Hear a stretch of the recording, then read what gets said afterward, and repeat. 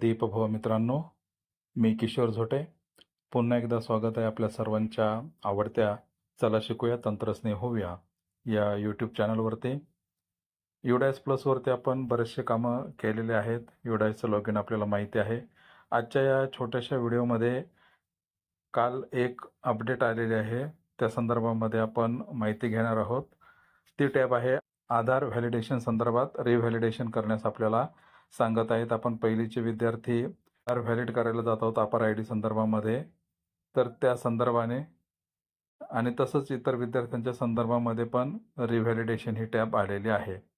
तर आपल्या शाळेचं लॉगिन झाल्यानंतर असं पेज आपल्यासमोर येईल. डावीकडच्या 3 रेषाने क्लिक केल्यानंतर इथे लिस्ट ऑफ ऑल स्टुडंटमध्ये आपण जातो आधार व्हॅलिड करण्यासाठी. त्याला आपण क्लिक करूया. क्लिक केल्यानंतर इथे आपल्याला ॲक्टिव्ह स्टुडंटवरती क्लिक करायचं आहे. आधारचं जो कॉलम आहे त्याच्यामध्ये दिसतंय बघा. आता हे सुरुवातीला आपण विद्यार्थी जे घेतले होते पहिलीला, त्यावेळेस आधार व्हेरीफाय केलं होतं, त्यावेळेस आधार व्हेरीफाय झालं होतं. मात्र इथे आता एक नवीन टॅब आलेली आहे, MBU स्टेटस NA आधारच्या खाली, आणि इथे रिव्हॅलिडेशन फॉर MBU ही टॅब आलेली आहे. तर इथं वरती जर आपण पाहिलं तर त्याने सांगितलेलं आहे, इथे दिसते बघा, MBUचा अर्थ दिलेला आहे मॅनेटरी बायोमेट्रिक अपडेट. म्हणजे आपल्याला हे बायोमेट्रिकनुसार आता आधार जे आहे ते अपडेट करायचे. आतापर्यंत आपण आधार जे अपडेट केलेले आहेत ते जे इथे आहेत बघा, verify from UID against name, gender and date of birth, यानुसार आपण ते व्हॅलिड केले होते. आता मात्र त्यांनी ही नवीन टॅब आपल्याला दिलेली आहे, रिव्हॅलिडेट फॉर MBU.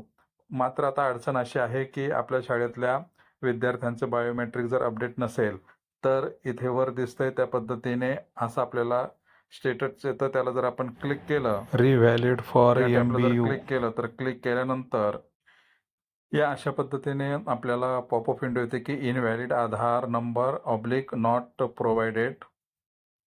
ते याच्यासाठी येत आहे की त्या विद्यार्थ्यांचं जे आहे 5 वर्षाच्या आत जर आधार काढला असेल तर 5 वर्ष आणि त्यानंतर 15 वर्षानंतर एकदा आपल्याला बायोमेट्रिक त्यांचे अपडेट करावी लागते. आणि ही समस्या सगळ्याच विद्यार्थ्यांची आहे. त्याच्यामुळं सगळ्या विद्यार्थ्यांना असं आधार असून सुद्धा, व्हेरीफाय केलेले असून सुद्धा, जर आपण या व्हॅलिडेट फॉर MBU याच्यावर जर आपण क्लिक केलं तर आपले आधार जे आहे ते इनव्हॅलिड होत आहे. तर जोपर्यंत आपल्याला वरिष्ठ कार्यालयाकडून काही आदेश येत नाही तोपर्यंत कृपया आपल्याला या टॅबवरती काम करायचं नाही. आधारनुसार संच मान्यतेला अडचण येऊ शकते जर युडायसवरची माहिती ग्राह्य धरली तर.